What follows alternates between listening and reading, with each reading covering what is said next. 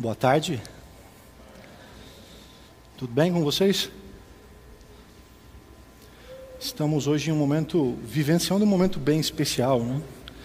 Algumas celebrações, símbolos que marcam profundamente aqueles que vivem essa experiência. Tenho certeza aí que talvez tenha sido significativo para você também ver o exemplo aqui da Gabriela e do Carlos. Quão importante isso é para a nossa jornada, né? Boa parte de vocês já vivenciaram isso. Tenho certeza que carregam na memória um carinho especial quando nós retornamos para aquele dia, né? O início de tudo. E mais uma vez eu reforço, você que tem interesse, quem sabe está aí presente já há algum tempo, tem se perguntado, tem sentido do coração esse desejo. Próximo sábado nós começaremos um novo ciclo. O único pedido que eu faço a você é: escute a voz do Espírito. Se Ele estiver chamando, faça aquilo que a própria palavra orienta, né? Não endureça o coração. E perceba que você vai crescer demais, vai viver algo único. Eu tenho certeza que Deus tem um trabalho especial e poderoso para a vida de todos nós. Inclusive de vocês que estão aí, quem sabe, vislumbrando esse momento logo à frente, né? Aproveito esse momento também para agradecer a audiência dos nossos amigos que nos acompanham na internet. Sempre nós repetimos aqui, a Nova Semente é uma comunidade que acontece sem os limites dessas paredes. Temos pessoas aí de vários lugares do Brasil e do mundo que acompanham e faz com que esse ambiente seja ainda mais plural, ainda mais diferente, ainda mais diversificado e variado. Juntos todos aí aprendendo e crescendo junto nessa experiência de fé. Nós estamos numa série, a primeira série de fato que começou o ano, ela já apresentou para você, já em seu título um convite, você sendo convidado a se alegrar, tendo como tema um convite à alegria. Estamos estudando aqui uma carta que o apóstolo Paulo ele envia a uma das suas igrejas. E o interessante é que dentro do conteúdo, no conteúdo desta carta, você percebe que existe uma temática recorrente. A ideia da alegria parece fundamentar todas as demais ênfases que são apresentadas nessa carta. Nós estamos hoje no 3º episódio dessa série. Hoje a nossa proposta é pensar e refletir um pouquinho sobre fidelidade. E entender que mesmo a fidelidade também é fundamentada, de alguma maneira, parece receber ou encontrar bases nesse sentimento de alegria. Um convite que às vezes não faz sentido algum, porque atravessamos tantos momentos complicados, né? E esse mesmo apelo ele é reproduzido aqui. O primeiro sábado foi falado sobre unidade. A alegria fundamenta a unidade de um grupo, de um corpo. Falamos também sobre humildade. É possível ser alegre ou encontrar alegria no serviço. E como eu já apresentei para vocês, falaremos hoje sobre fidelidade. E fidelidade é uma palavra bem abrangente, né? Poderíamos pensar em fidelidade em vários aspectos e em várias questões, mas como eu disse, nós temos hoje como pano de fundo a carta que o apóstolo Paulo escreveu aos Filipenses. E já de antemão eu peço para você abrir a tua Bíblia nessa carta. Nós vamos começar com algumas leituras. Iniciaremos pelo capítulo 4. E através dessa experiência de leitura, eu espero que você seja profundamente confrontado com aquilo que a palavra propõe, que é esse confrontamento constante. Segundo ela, é o confrontamento que nos leva à transformação. É a autopercepção, é a percepção de Deus, é a percepção do outro, tudo isso encontrado no texto, que é maravilhoso, né? Com a tua Bíblia aberta agora, eu quero te convidar, vamos fazer uma oração juntos. Senhor Deus, mais uma vez é um privilégio, nós declaramos isso, estar na tua casa, louvar o teu nome através dos cânticos, da oração, das ofertas que nós apresentamos diante de ti também. E esse culto ele não é completo, Senhor, quando a tua palavra ela não é centrada ou não deixa de receber, Senhor, a importância devida. E é nesse momento que nós nos encontramos. Talvez ainda com algumas inquietações no coração e na mente. O Senhor sabe da nossa semana, sabe dos desafios que nos acompanham. Sabe inclusive o desafio que significa esse momento estar concentrado na Tua palavra. E é por isso, Senhor, que nós pedimos que o Teu Espírito agora, Ele nos tome por completo.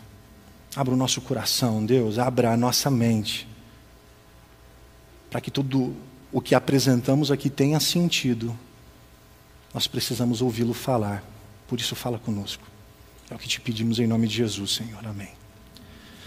Você com a sua Bíblia aberta na carta aos Filipenses, quero te apresentar aqui o porquê o tema da semana é tão importante, né?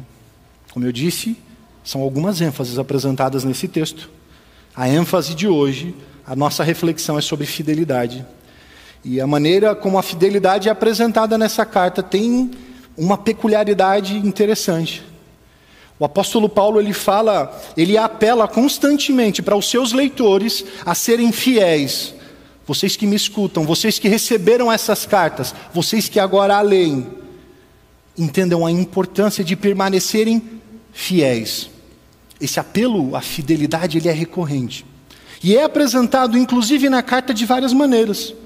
Por exemplo, existe uma maneira direta, e você consegue perceber isso quando lê, aí no capítulo 4, que já está aberto, um apelo à fidelidade percebido de maneira direta. Logo no verso 1, leia comigo. Portanto, meus irmãos amados e muito saudosos, minha alegria e coroa, sim, amados. E vem então o apelo. Permanecei deste modo firmes no Senhor. Esse apelo ele pode ser percebido ao longo dessa carta de várias maneiras. Ele não segue uma forma estabelecida. O próprio apóstolo, autor do texto, ele escolhe aqui apresentar várias nuances de como esse apelo funcionaria. Por exemplo, vamos ver esse apelo sendo apresentado de uma maneira diferente ainda no capítulo 1. Volta aí alguns capítulos, Filipenses 1. Olha no verso 27. Como esse apelo, em essência, ele é apresentado da mesma maneira, apesar de usar uma forma, uma roupagem diferente. Leia comigo o verso 27 do capítulo 1. Vivei acima de tudo, por modo digno do Evangelho de Cristo. Por aqui você já percebe. É no início. Vocês que estão me ouvindo, aqueles que no fim da carta já estavam de alguma maneira apelando para viverem firmes no Senhor, estão sendo convocados também a viver por modo digno do Evangelho. Você quer enxergar outra maneira que esse apelo é construído? Um capítulo à frente, olha o verso 12 do capítulo 2. Como é interessante também a maneira como esse apelo é apresentado. Assim, pois, amados meus, como sempre obedecestes, não só na minha presença, porém muito mais agora na minha ausência, desenvolvei a vossa salvação com temor e com tremor. Talvez um dos apelos que eu acho assim, ele parece tocar no fundo, né? Desenvolvam a salvação com temor e tremor. Escutem essa convocação. Eu escrevo essa carta falando para todos vocês a importância de viver em unidade, a importância de experimentar a verdadeira humildade. E talvez, se eu fosse escolher aqui uma das porções mais belas dessa carta, eu escolheria aquele cântico que apresenta Jesus como aquele que entrega a sua vida com pleno serviço, apresentando Jesus como aquele que se esvazia por completo, não reconhece ou não faz questão de assumir aquilo que ele é, para se entregar. Esse apelo ele é apresentado, ele é entregue a todas as pessoas que estão de alguma maneira buscando viver a experiência da fidelidade também. E agora você se depara com essas declarações, né? Ouvintes meus, Igreja da Nova Semente, vocês precisam ser fiéis. E aí talvez algumas questões podem ser levantadas, né? O apelo eu entendo, ele é claro. Mas no fim das contas, eu preciso entender em essência o que significa fidelidade. Como é que eu posso experimentá-la? Como é que eu posso entender de fato a realidade por trás dessa experiência? Nós vamos ver aqui em um texto, talvez, a maneira como Paulo ele procura reorientar essa visão. Fidelidade sendo experimentada em essência. Que se for confrontada, às vezes com a nossa maneira de entender o que significa ser fiel, pode ser, quem sabe, identificada como diferente. É simples, né? A fidelidade ela é apresentada ao longo da história, ou melhor, o caráter daquele que é fiel, como um indivíduo que não faz, ele não tem nenhum tipo de reserva. Quando o assunto é entrega, ele entrega tudo. E ao longo da história da igreja cristã, a imagem que melhor expressaria essa ideia de um ser ou de um indivíduo completamente fiel é a figura do mártir, né? Tão fiel aos seus valores, tão fiel aos seus princípios, que coloca a sua vida como a oferta máxima, ele não rejeita, ele não nega, ele apresenta-se como alguém firme, a ponto de entregar a própria vida. Não somente os registros da Bíblia, eles confirmam isso para a gente, mas ao longo da história, a figura do martírio talvez seja aquela que melhor represente o exemplo da fidelidade, ou deveria representar. A problemática criada com o passar do tempo está talvez ligada com a nossa maneira de perceber o que significa de fato a ideia de um martírio, né? Quando você para pensar um pouco nas histórias, homens firmes aos seus princípios, mulheres que escolheram, inclusive, de maneira dramática, não abrir mão de seus valores, de sua fé, entregando, inclusive, os próprios filhos.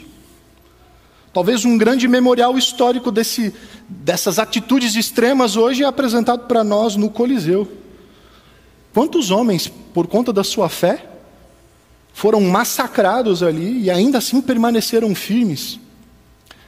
Tem um autor, Benjamin Scott, se você quiser anotar. É um livro clássico que vai falar um pouquinho sobre histórias do martírio. O nome do livro é Catacumbas Romanas, não, é Catacumbas de Roma, na verdade. E entre esses registros que esse autor apresenta, tem um que me chama a atenção, assim, de maneira dura, falando sobre mulheres que eram obrigadas a entregar os seus filhos, numa prática de tortura, talvez até considerada até bárbara para os dias de hoje.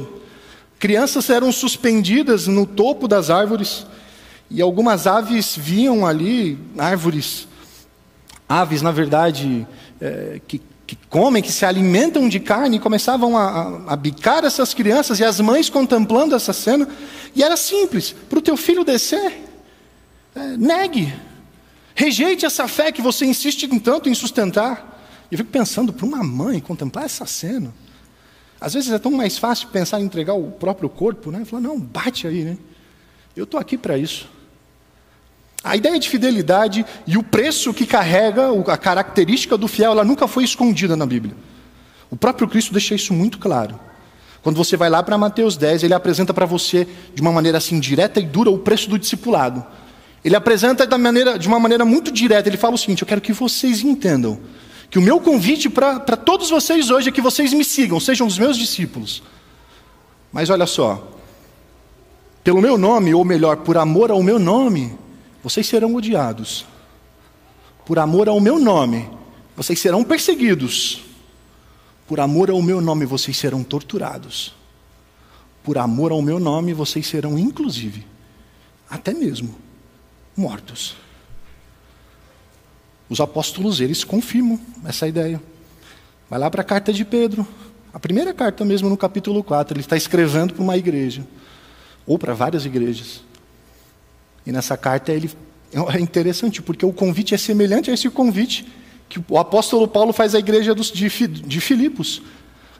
Na carta de Pedro, o convite inicia dizendo: alegrem-se se vocês hoje padecem dos mesmos sofrimentos de Cristo, porque isso é um privilégio. Se você hoje sofre, regozije. Se hoje você passa dificuldade, celebre. E é um discurso bem indigesto para a gente, né? Quem que gosta de sofrer? Mas como eu disse, ainda que não seja um impulso natural da nossa parte, buscar esse tipo de, digamos, de ideal, ainda que represente o necessário, ser fiel, mas ainda que a gente, de alguma maneira, olhe para todas essas questões de forma reservada ou à distância, ao longo do tempo, o conceito de fidelidade, o caráter do ser fiel, ele podemos considerar que ele acabou sendo um pouquinho distorcido, né? Quando você olha para pensar, quando você para pensar um pouquinho sobre os mártires, você percebe uma realidade, né? Geralmente são pessoas que elas estavam convictas, elas estavam firmes em seus princípios, elas não negavam aquilo que elas acreditavam, e por conta daquilo, sofriam, certo? Com o passar do tempo, a igreja tomou o poder dessas questões políticas, né? E é interessante você ver como acontece aqui uma inversão nesse processo. Aqueles que antes eram perseguidos passaram a perseguir em nome da fé. E achando que faziam isso em meio ou em função de uma vida de fidelidade. Aqueles que antigamente eram atacados passaram a atacar. E parte desse legado histórico, querendo ou não, faz parte da nossa mentalidade de fé hoje. Quantas vezes nós nos sentimos atacados, ainda que não seja fisicamente, por alguma proposta diferente que é apresentada? Por algo que de alguma maneira se contrapõe à minha ideia de fé, à minha crença. E quem sabe a minha resposta imediata a tudo isso também é o ataque. Entendendo que, de alguma maneira, esse tipo de ataque me caracterizaria como alguém fiel. Sabe o que é interessante? Lá em Filipe, na carta aos Filipenses, quando você lê o capítulo 3, você enxerga uma visão de fidelidade um pouquinho diferente. Vamos voltar ao texto, capítulo 3. Vamos ler a partir do verso 12. O apóstolo Paulo agora ele apresenta-se como uma referência, né? Não que eu tenha já recebido ou já tenha obtido a perfeição, mas para conquistar aquilo, para que eu também fui conquistado por Cristo Jesus.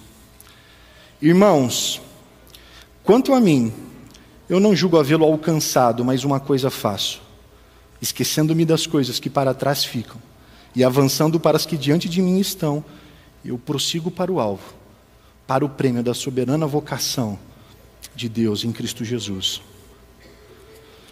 Paulo ele inicia declarando que ele ainda não havia alcançado nem obtido, mas ele prossegue para conquistar aquilo pelo qual ele já foi conquistado.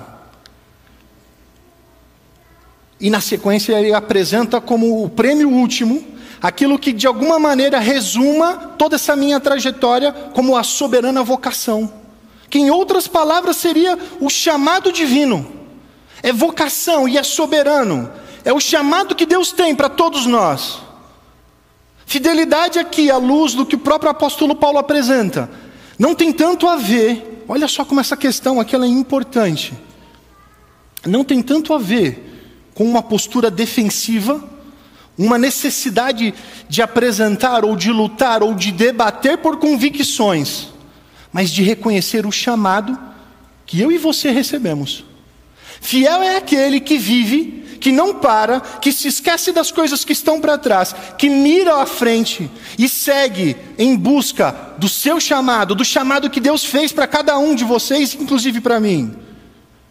E declaro de uma maneira muito direta: todos nós aqui fomos chamados e chamados de maneira soberana. Deus fez um chamado para você. E fidelidade está diretamente ligado com isso. Reconhecer para o que você foi chamado. Isso é claro para você hoje? Você conseguiria responder isso de uma maneira tranquila? Você foi chamado para quê? Você vive em função desse chamado soberano? Desse chamado divino? Muito aquém do simplesmente discutir, na tentativa de querer proteger, muitas vezes nos tornamos agressivos, atacamos. E parece que fidelidade não tem necessariamente a ver com essa proposta defensiva ou discursiva. Tem a ver com reconhecer que há um chamado que repousa sobre nós e é importantíssimo viver em busca ou em função dele. Sabe como esse chamado ele é percebido? À luz dos ensinos do próprio Jesus? Abra sua Bíblia lá em Lucas 10. Vamos tornar talvez esse conceito que parece um pouquinho complexo agora, um pouco mais prático. Ou vamos tentar procurar entender como isso influencia diretamente a nossa vida e a nossa experiência de fé. Aqui nós encontramos uma história muito curiosa e muito conhecida também. A famosa parábola do bom samaritano. Nós encontramos essa parábola em Lucas 10 a partir do verso 25. E eu quero te convidar para fazer essa leitura comigo.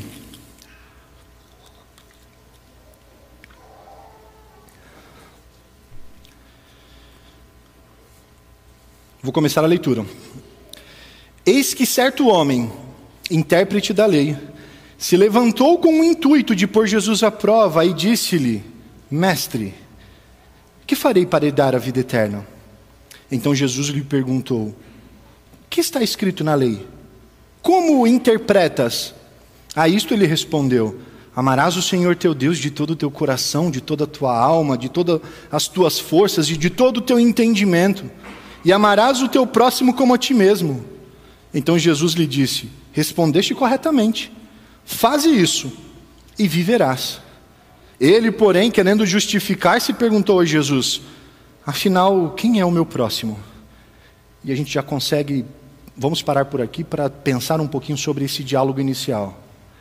A cena é clara, Jesus ele é confrontado por alguém que é apresentado no texto como um intérprete da lei. E é interessante como o texto ele sugere algumas nuances assim curiosas para nós. Este homem quer saber, ele tem uma dúvida, ele chama Jesus de mestre e pergunta: como eu faço então para herdar a vida eterna?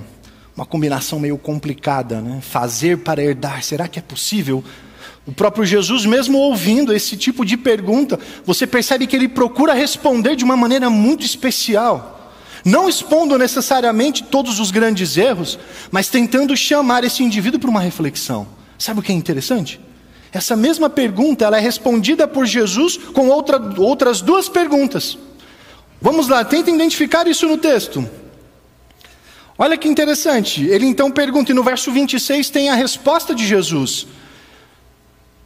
Para a sua resposta, olha o que Jesus diz: o que está escrito na lei e como interpretas. Algumas versões da Bíblia aparece a ideia do entendimento, né? Como o que está escrito ou e como você lê. Independente disso, são duas questões. E mais uma vez, a ênfase apresentada aqui está na interpretação. Este homem é um homem conhecido, é um homem versado. Inclusive, quando é perguntado para ele o que está escrito na lei, você percebe, a resposta é automática. Ele vai citar Deuteronômio 6, o capítulo 5, amarás o Senhor teu Deus de todo o teu coração, de toda a tua alma, com toda a tua força e todo o teu entendimento. Não só isso, ele vai pegar um outro texto, vai pegar um texto de Levítico 19 agora, e vai apresentar que ele é versado nas Escrituras. Ele conhece do texto, e aí então ele combina esses dois versos e declara: e amará o teu próximo como a ti mesmo. Jesus olha para a resposta e diz: é exatamente isso. Você entendeu em partes, mas não se esqueça, eu te fiz duas perguntas. Essa tua resposta só atende a uma, e a demanda da outra. Esse homem, ele prontamente apresenta o que está escrito. Prontamente apresenta o que está escrito. A questão é, e como se interpreta isso? Você vai perceber que a resposta de Jesus, ela não acalma o indivíduo. Porque Jesus fala: é isso mesmo, respondeu bem, faça isso e viverá. Se você, um intérprete da lei, entendeu o que nós estamos falando, o nosso problema está resolvido. Faça isso e viverá. Esse homem continua incomodado. E o que ele diz? Mas afinal de contas, quem é o meu próximo? É curioso, né? Afinal de contas, ele é um intérprete. Ele deveria interpretar, não apenas saber o que está escrito, mas entender o que está escrito. E aqui a interpretação tem a ver com uma ação. Como é que eu vivo então o princípio de amar a Deus sobre todas as coisas e o próximo como a mim mesmo? Ele olha para essa cena, então precisa saber de Jesus. Afinal de contas, o Senhor precisa me explicar quem é o próximo. Jesus, de uma maneira indireta, está expondo aqui a incapacidade desse indivíduo de interpretar o que está escrito. Homem versado, douto na lei, um intérprete. Poderia olhar para esse estereótipo e dizer: estamos diante de um homem fiel. Ele conhece de tudo. E Jesus deixa algo claro: Te falta interpretar. Sabe o que é curioso? Esse homem continua perguntando, afinal, quem é o meu próximo? A resposta que Jesus dá também não é direta. Já parou para pensar também? Se você lê essa história sem interpretá-la, você continua sem entender. Vamos ver uns trechos dessa história que são importantes para a reflexão. A história de Jesus, a resposta de Jesus, na verdade, para a pergunta de quem é o próximo, que nós encontramos aqui a partir do verso 30, do capítulo 10 de Lucas. Jesus prosseguiu dizendo: certo homem descia de Jerusalém para Jericó, e veio a cair em mãos de salteadores, os quais, depois de tudo lhe roubarem e lhe causarem muitos ferimentos, retiraram-se, deixando-o semi-morto. Casualmente descia um sacerdote por aquele mesmo caminho, e vendo-o, passou de largo. Semelhantemente, um levita descia por aquele lugar, e vendo-o, também passou de largo. Certo samaritano que seguia o seu caminho, passou-lhe perto, e vendo-o, compadeceu-se dele. E aqui a gente já consegue identificar algumas coisas que são bem interessantes. O texto diz que esse homem, um possível homem, essa aqui é a resposta de Jesus para a grande questão da interpretação do que está escrito. Um homem é ferido, ele é assaltado, e ele é colocado, ou ele é abandonado em um determinado local, segundo o texto, como alguém semi-morto, ou quase morto em algumas versões. O que é interessante é que essa é uma palavra muito específica, que é apresentada, ela só aparece para nós no Evangelho de Lucas. O sentido dela tem muito a ver com a questão estética. É como se eu olhasse para tudo aquilo e não fosse capaz de identificar se aquele indivíduo está vivo ou morto. Porque afinal de contas ele foi muito machucado. E ele está ali, quem sabe todo contorcido, sem se mover. E eu, o indivíduo que agora passa em frente, ou passa próximo, ou perto desse homem, percebo que ele está naquelas condições, mas sou incapaz de reconhecer se ele está vivo ou morto. Isso é o que essa expressão está dizendo para você. Na sequência o texto diz que 2 homens passam por esse caminho, certo? O primeiro, ele é o quê? Um sacerdote. O segundo é o quê? Um levita. E esses 2 homens, de maneira semelhante, decidem não se aproximar. Decidem não tocar. Eu pergunto para você, imagine talvez uma situação semelhante. Você está chegando aí na Nova Semente, no meio do caminho você encontra alguém em condições semelhantes. Você pensa, será que há possibilidades de ajudá-lo? Mas antes disso, para saber se o indivíduo tem vida ou não, o que é necessário? Eu preciso me aproximar de alguma forma. Mais do que isso, eu preciso tocá-lo. Preciso identificar se há respiração, se há batimento. O toque, ele é fundamental, ele é essencial, ele é necessário para esse tipo de avaliação. Mas curiosamente, esses 2 homens, o sacerdote e o levita, que decidem passar de largo, como diz o texto, não tocar, parecem de alguma maneira estar fundamentado naquilo que a própria Bíblia apresenta. Quando você vai para nós não vamos ler esses textos, mas se você quiser anotar e conferir depois, em Levítico 21 vai tratar da relação que o sacerdote deveria ter com cadáveres. Qualquer tipo de aproximação significaria contaminação. Qualquer tipo de toque significaria uma inaptidão para continuar trabalhando, oficiando no santuário. Continuar com o seu trabalho de ofício. O indivíduo que fizesse, que se aproximasse e tocasse, seria considerado imundo e ficaria assim por 7 dias. E aí lá em Números 19 você vai encontrar o processo de purificação, como é que ele deveria acontecer. O interessante é que lá em Números 19 mesmo, esse mesmo discurso, ele é apresentado agora de uma maneira ampla para todas as pessoas daquela congregação, ou daquela comunidade de fé maior.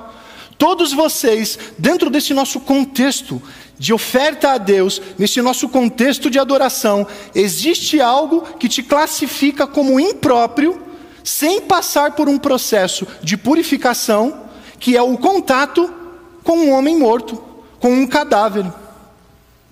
E o texto, não à toa, diz para você que Porque esses dois primeiros homens são um sacerdote e um levita. Homens que naturalmente precisavam trabalhar no templo. Sabe o que é interessante? Eu pergunto para você, esses homens, eles estavam descumprindo a lei? Ou melhor, esses homens foram fiéis no cumprimento da lei? Esses homens decidiram não tocar. E fizeram isso porque assim estava escrito. E então é apresentado o terceiro elemento, alguém que não está sob o mesmo espectro legal do que esses outros dois. Porque esse outro indivíduo é um samaritano, ele não é um judeu. Ele não está embaixo dessas mesmas leis, dessas mesmas orientações. Em outras palavras, os próprios ouvintes desse texto poderiam olhar para tudo isso. Mas o samaritano, ele poderia se aproximar. Ele não tinha dificuldades de contaminação e purificação. Ele não era nem sacerdote, muito menos levita. O fim dessa história você conhece.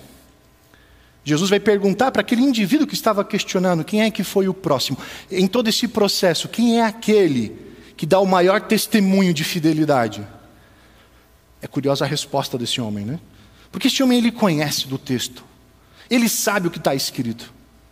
Ele olha para tudo isso e fala, ele responde a Jesus utilizando o texto sagrado, mostrando versatilidade.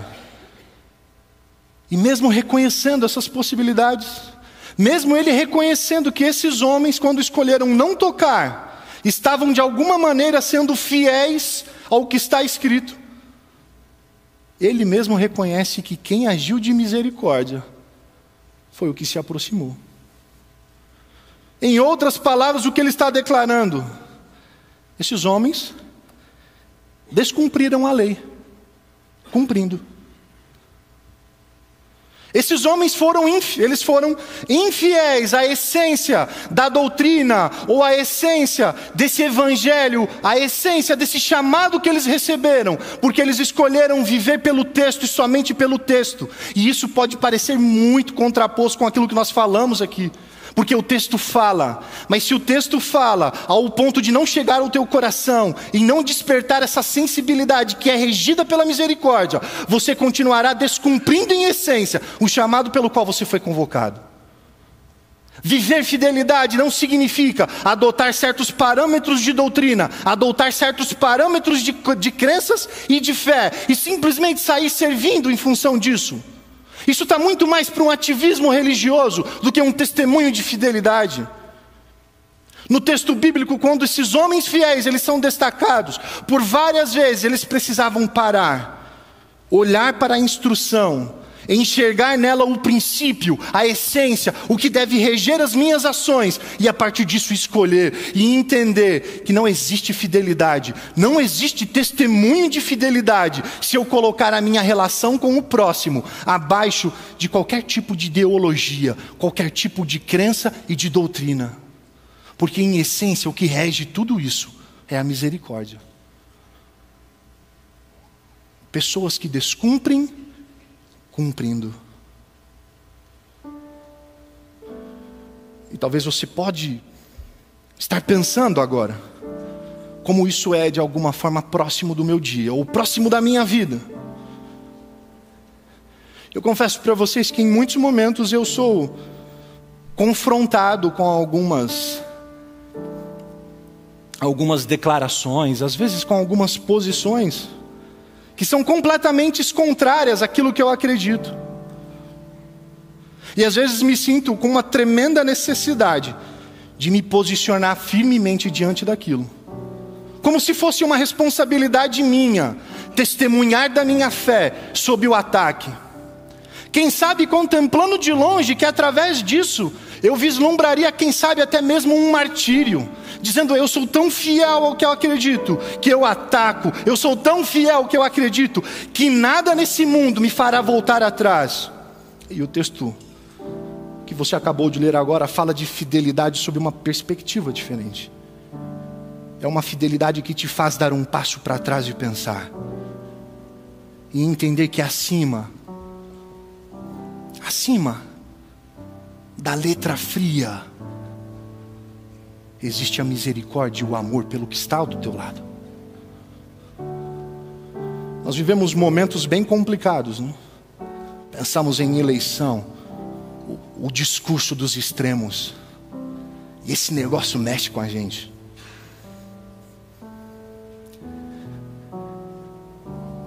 Mais do que sua convicção de fé, o grande testemunho de fidelidade, ele é experimentado quando você reconhece que a misericórdia está acima de tudo.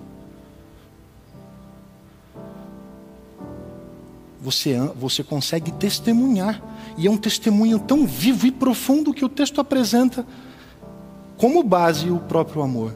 Entre as demais declarações que Paulo apresenta lá na carta aos Filipenses, tem um outro apelo à fidelidade que é curioso.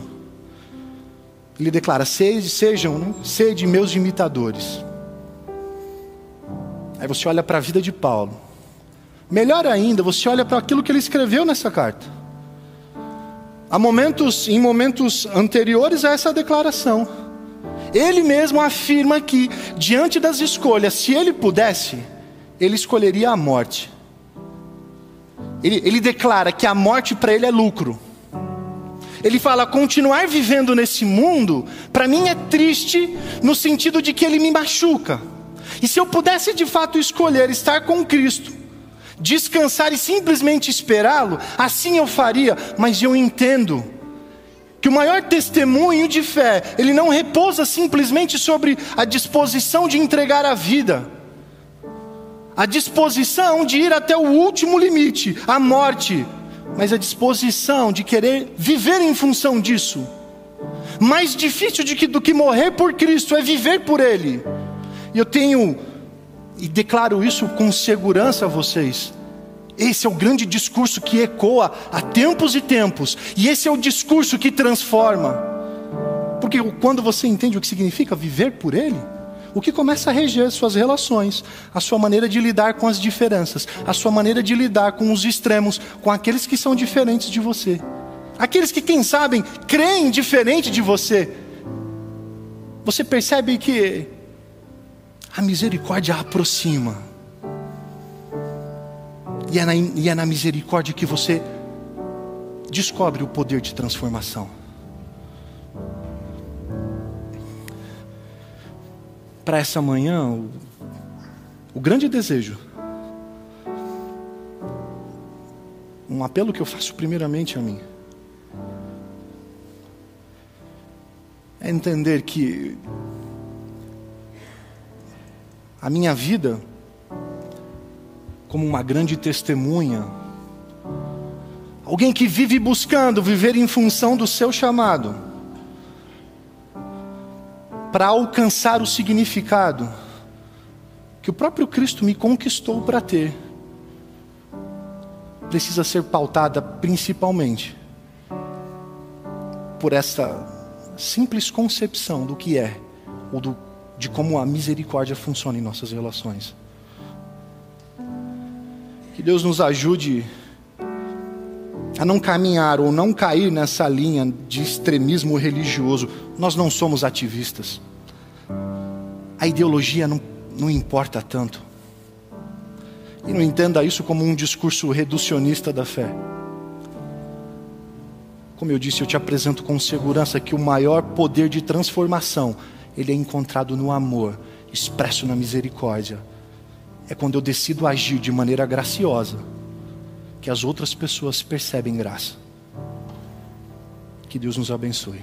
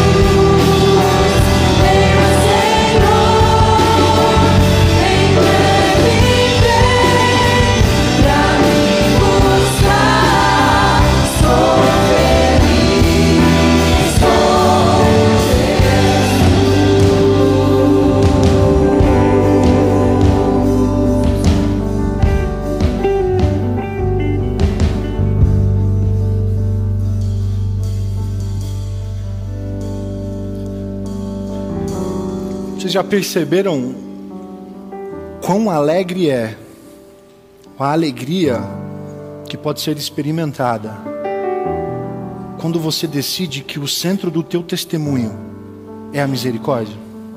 Você já parou para pensar no oposto disso? Em quantos debates, em quantas discussões sobre crenças você entrou? Você percebeu como isso amargura o espírito? A verdadeira fidelidade promove isso, alegria. Alegrai-vos enquanto testemunha. Vamos orar. Bondoso Deus, o teu nome nós louvamos mais uma vez nesse lugar, Senhor. Reconhecemos a nossa plena necessidade de ser instruídos e ser redirecionados por Ti. Te agradecemos pelo chamado, Senhor, que o Senhor fez a cada um aqui. E manifestamos o nosso interesse, Senhor, de viver de maneira digna esse chamado. Ajude-nos, Senhor, a viver a essência da fidelidade e a entender que o verdadeiro testemunho é fundamentado no amor, Senhor, na misericórdia. É uma maneira muito clara, inclusive é a maneira que o Senhor usa para expressar a Tua graça. Nos ajude, Senhor, a ser reprodutores disso, para que a nossa vida seja preenchida, para que a nossa experiência tenha significado. Em Teu nome nós oramos. Amém. Que Deus te abençoe. Tenha um ótimo sábado.